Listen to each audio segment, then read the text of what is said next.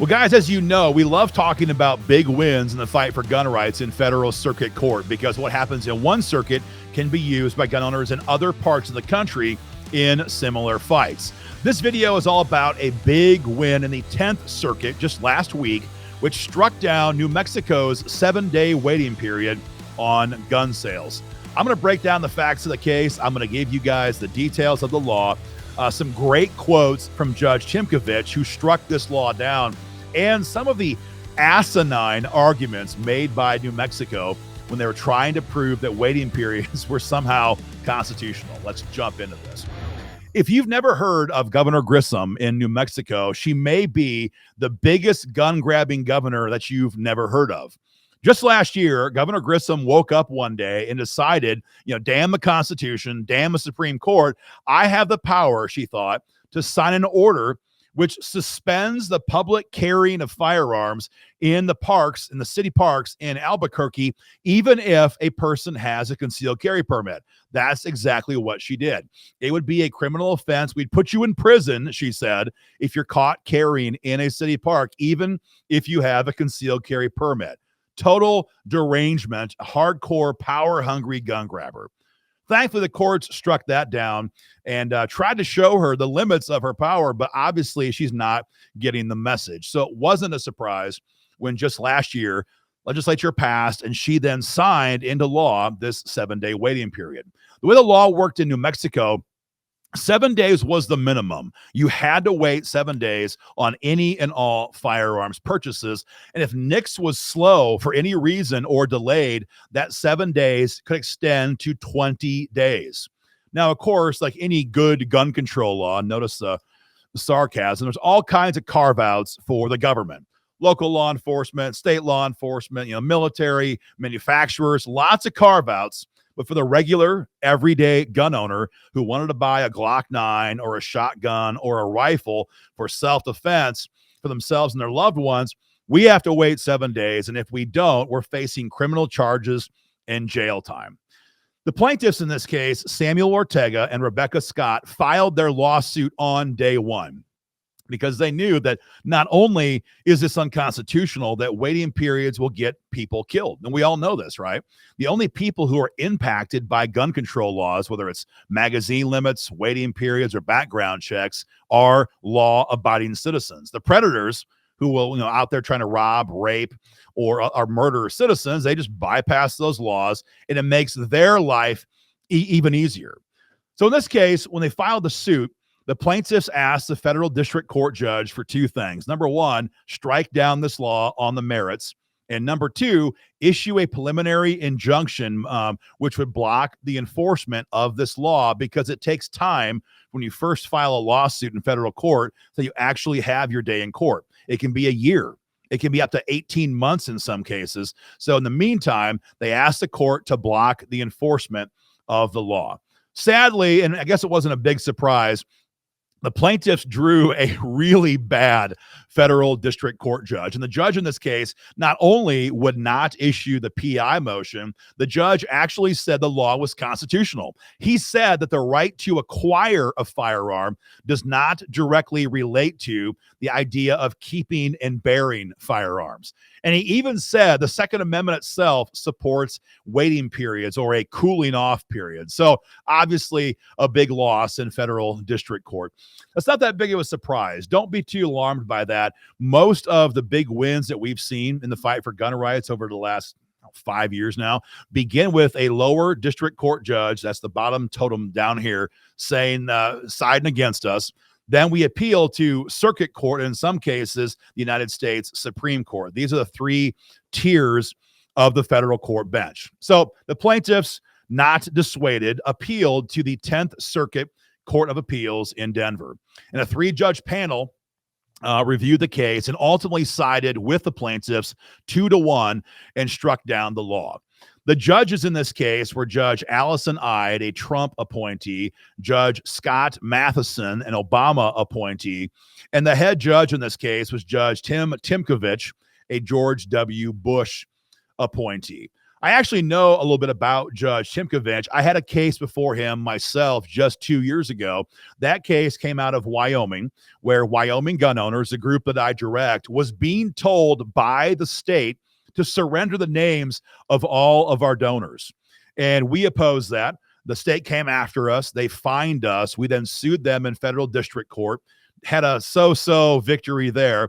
The case is appealed in front of Judge Tymkovich, who sided in our favor. He is widely seen as a very conservative judge in the area of the First Amendment, and sometimes, in this case, certainly in the case of the Second Amendment.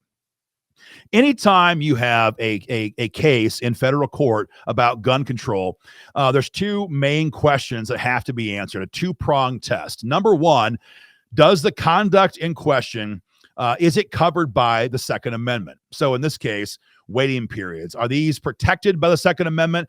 Is it under the umbrella of the Second Amendment, or does it fall outside of the purview of the Second Amendment? If the issue at question, in this case, waiting periods, is a Second Amendment conversation, then the next question is there a historical analog, historical examples of similar gun control laws being on the books when the Second Amendment was ratified? Of course, this idea of historical analog came about with the Bruen case from the Supreme Court in 2022. Those are the two main questions the court was seeking to address in this appeal. So the first question first, does the Second Amendment cover waiting periods? Is this conduct of buying guns in waiting periods subject to the Second Amendment?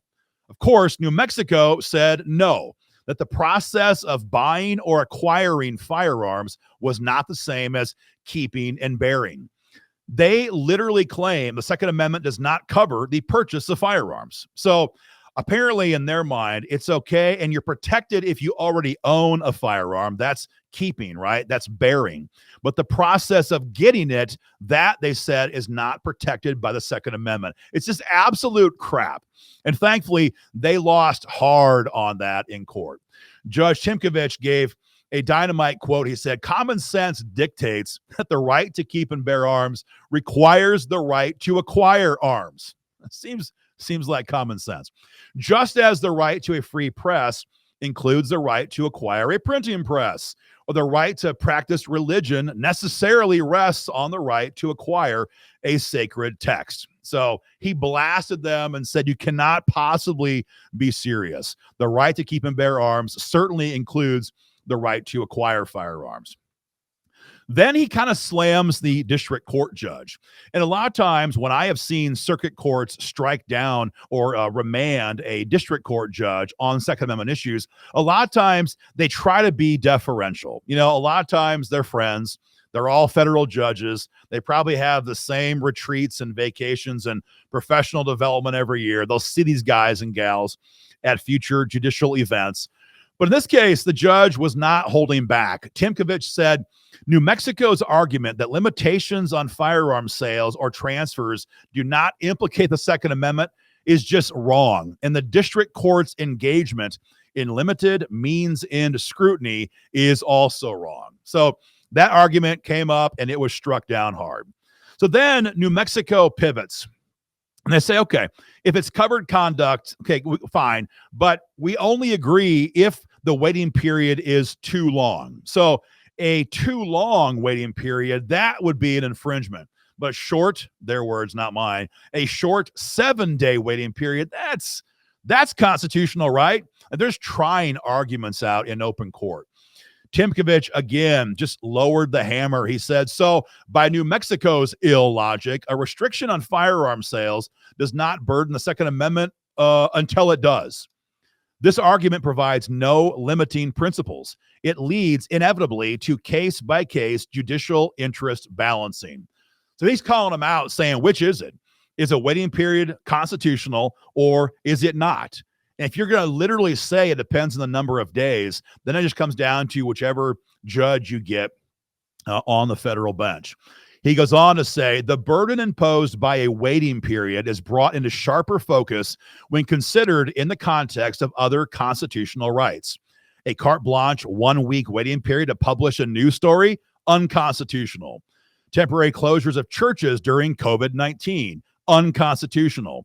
Making defendants in criminal court wait 30 days after arraignment before seeking a lawyer, unconstitutional. The Second Amendment is no different. So bludgeoned them. This issue came up. He struck it down really hard. Case over, at least for this argument.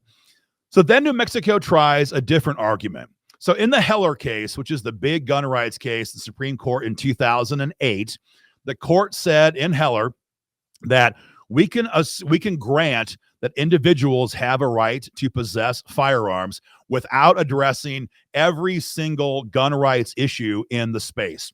Specifically, Heller declined to address longstanding prohibitions on who could own guns. So New Mexico said, you see, Heller doesn't actually address this, so this is a constitutional action, making these waiting periods happen. But the court struck this down pretty hard because specifically in Heller, this is all in the context of commercial sales, not an individual purchase. The court said that New Mexico's waiting period law is not tailored to just addressing commercial sales.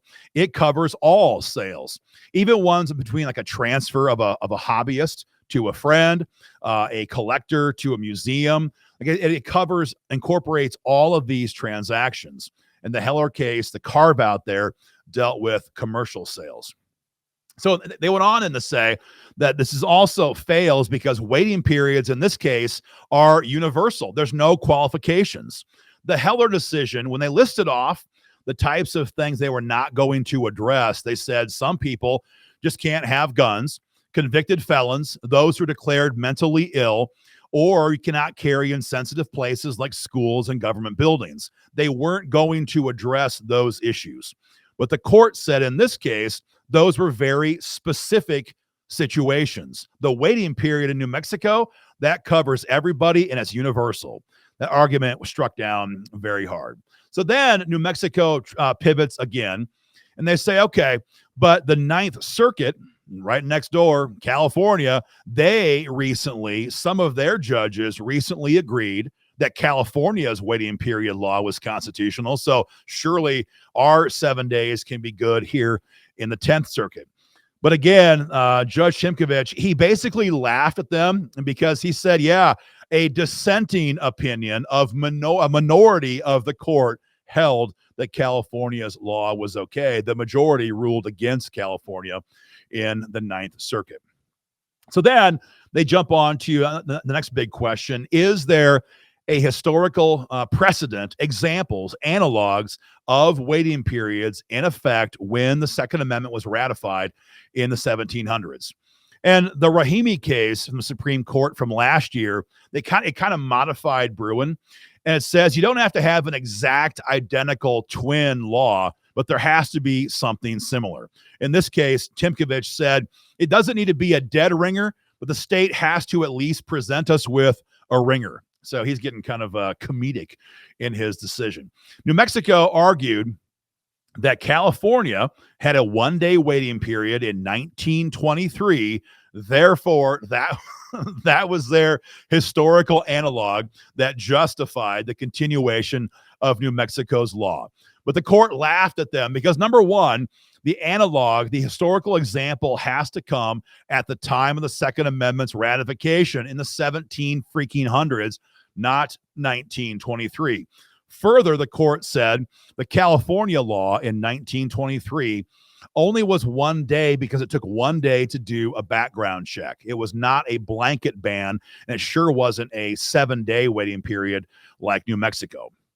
So then they pivot again, New Mexico, the AG's office, and they say, okay, America had waiting periods on the books federally from 1993 to 1998. So that's an example.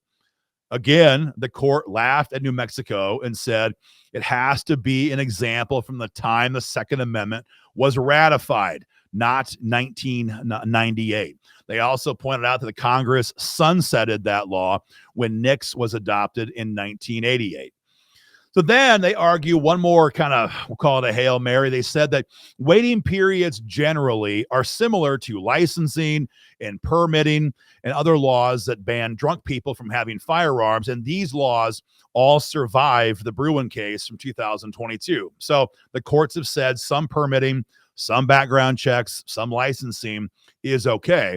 And some people can't have guns, like people who are intoxicated. Therefore, New Mexico claimed the same type of law, waiting periods, should be allowed in New Mexico because the goal is to make sure that gun owners are responsible and law-abiding citizens. The court did not buy that either. They said a couple of things. Number one, they said even a drunk can get his guns back when he sobers up. There's no mandatory 7-day waiting period when somebody is intoxicated on when they can get their firearm back. They also said that the only way that this argument works is if anyone looking to buy a gun could be presumed irresponsible or not law-abiding. If somebody fit that category, that's one thing, but New Mexico could not prove that every single person who wanted to buy a gun was irresponsible and not law-abiding. Probably the stupidest and final argument that New Mexico made, and this one really is going to make you just like shake your head.